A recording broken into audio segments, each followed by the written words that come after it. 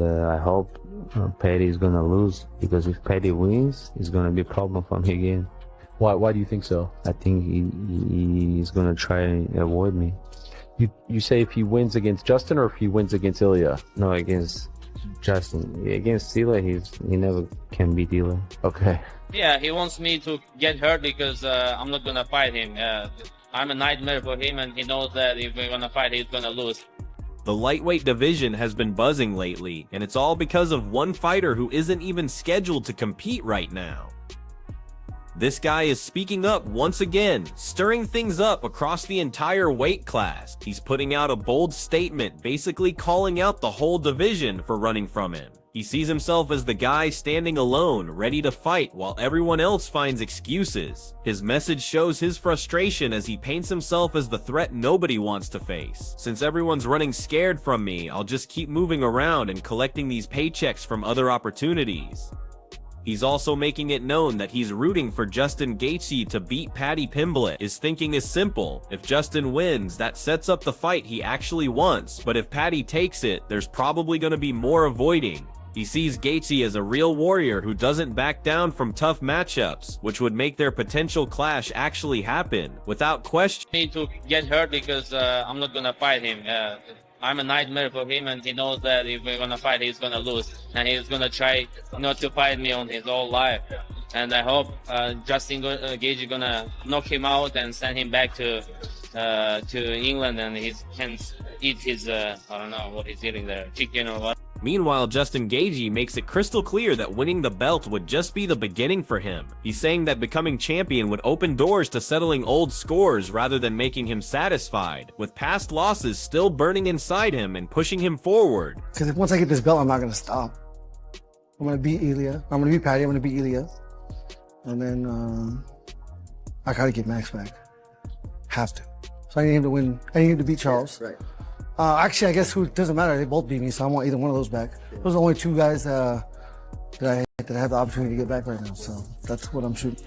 Gaethje is actively pursuing another shot at Max Holloway, and he's hoping Holloway can get past Charles Oliveira. He also wants Ilia Topuria to move up in weight and take his time, which would clear the path for him to run it back with Holloway for major stakes. Max Holloway for the BMF belt, a belt that you've held before. What do you think of that matchup? Yeah, I love it. Love it. Love it. Yeah. I hope Max wins. I hope Ilya goes up, and then I can fight Max on the White House card and take the BMF belt and the championship. Oh, there you go.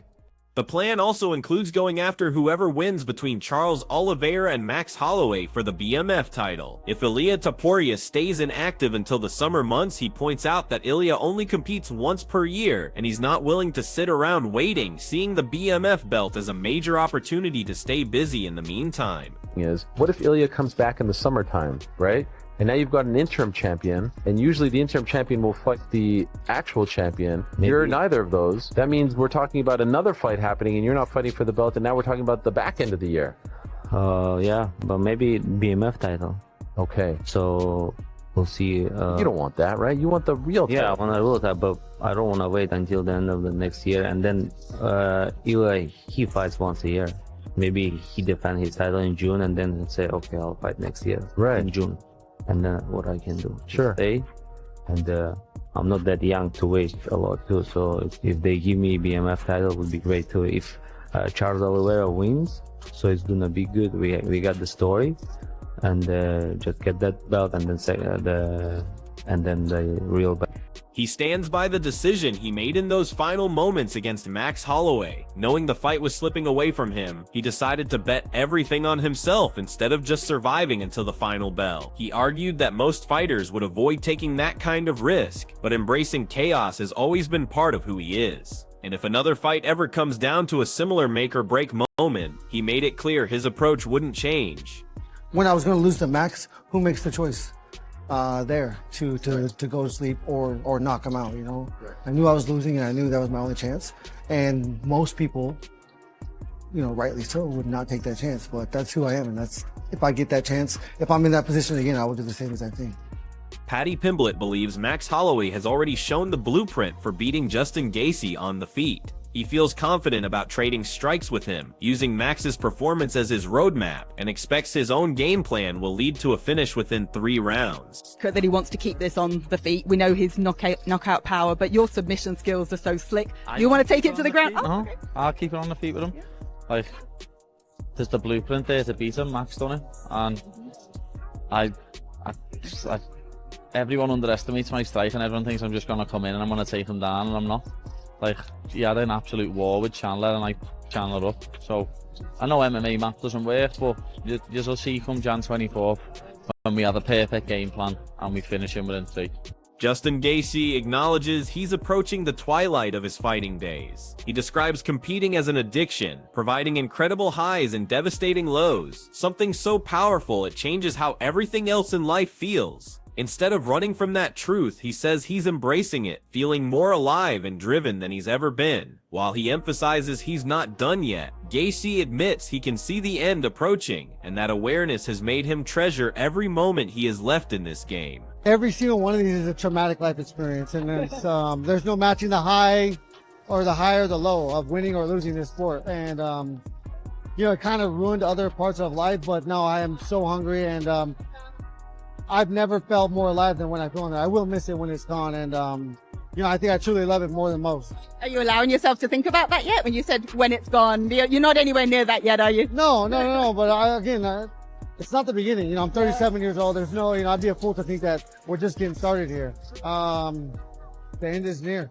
Justin also revealed that if he gets knocked out again, he would likely retire from competition. He explained that getting knocked unconscious for the first time forced him to reassess where he stands in his career, noting that this isn't the beginning anymore, but the final chapter. Gaethje stressed the importance of protecting his health, trusting his team and family to put his well-being first, and knowing when to walk away rather than letting the sport take more than it gives.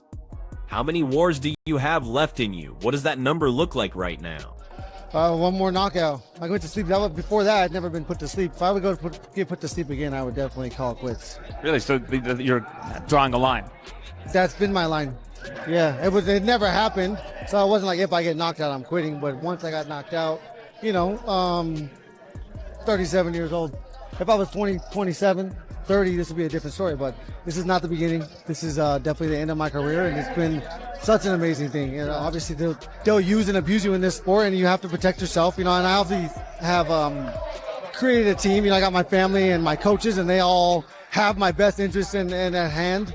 And I've always told them that I'm in it till they say I don't have it no more. Or whenever I feel like my younger self, the hunger of my younger self can beat the skills that I have now, then it would be done.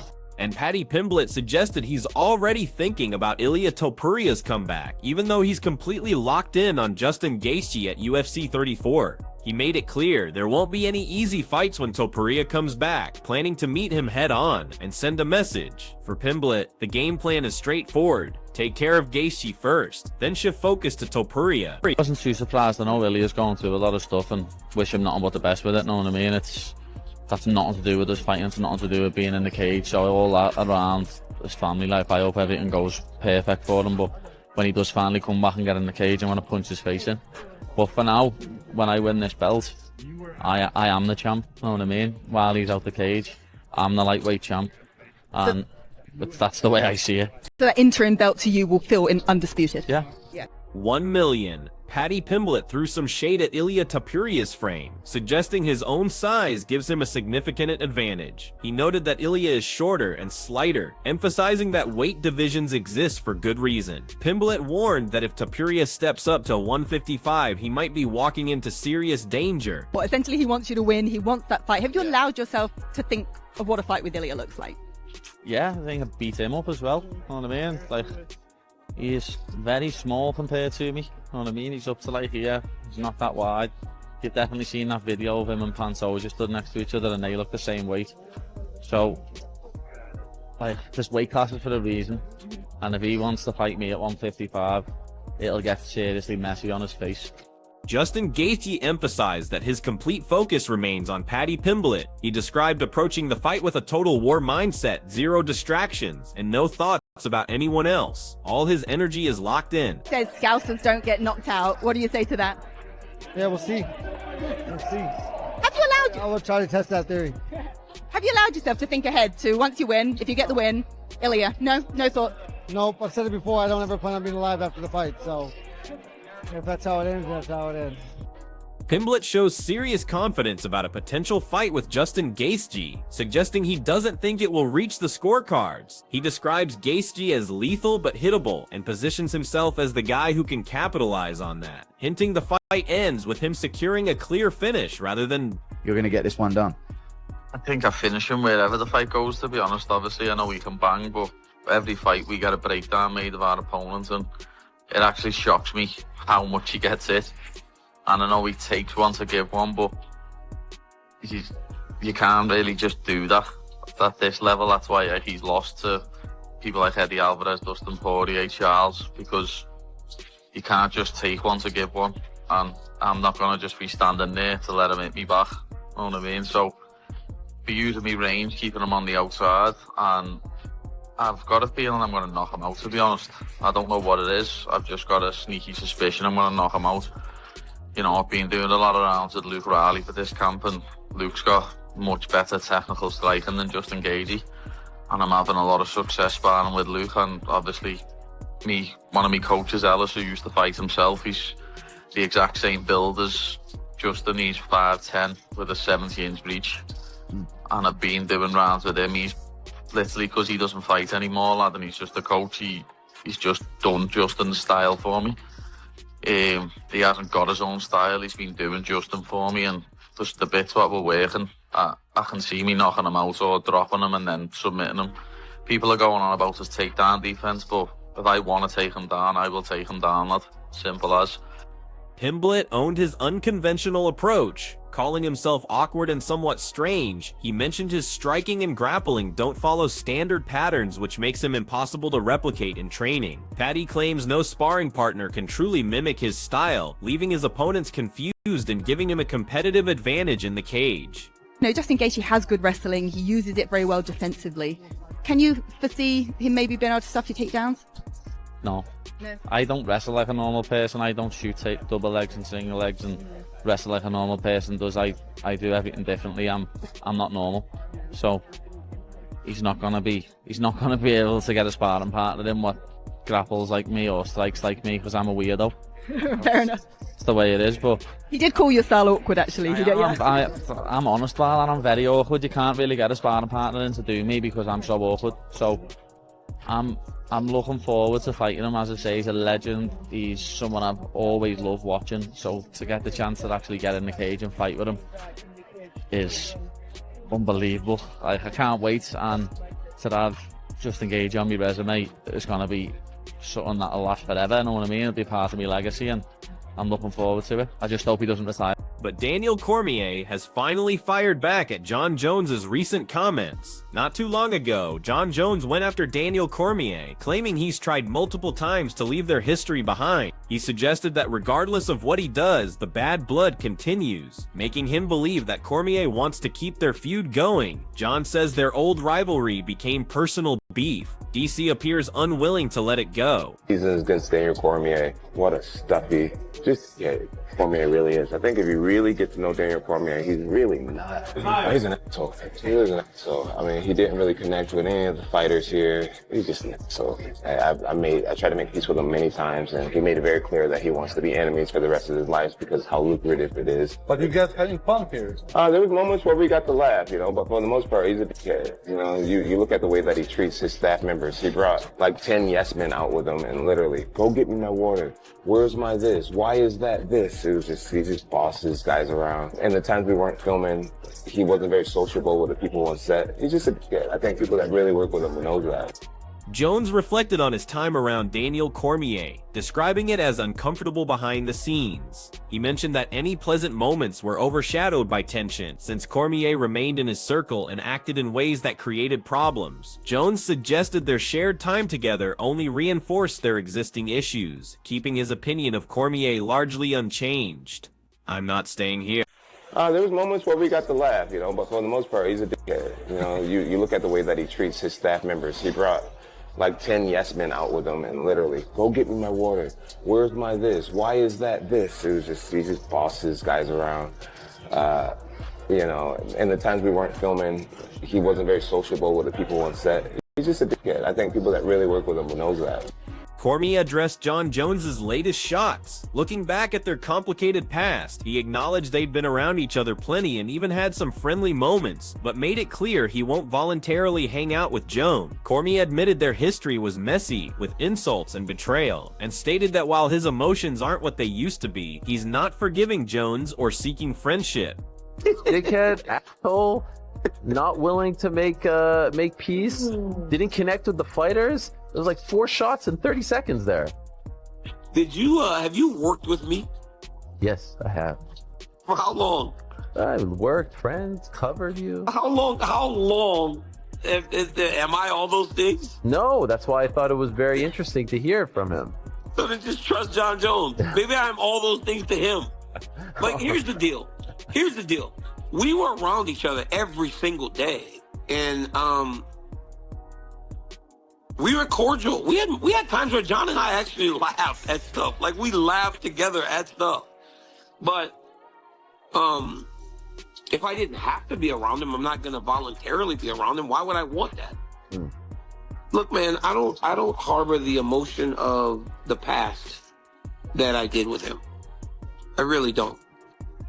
But we spoke negatively about each other's families. We had a nasty thing. Like, he cheated constantly. Like, I don't have to let him off the hook and be his friend. Daniel Cormier also confirmed he'd entertain a grappling match with Jon Jones, though he acknowledges making it happen would be complicated.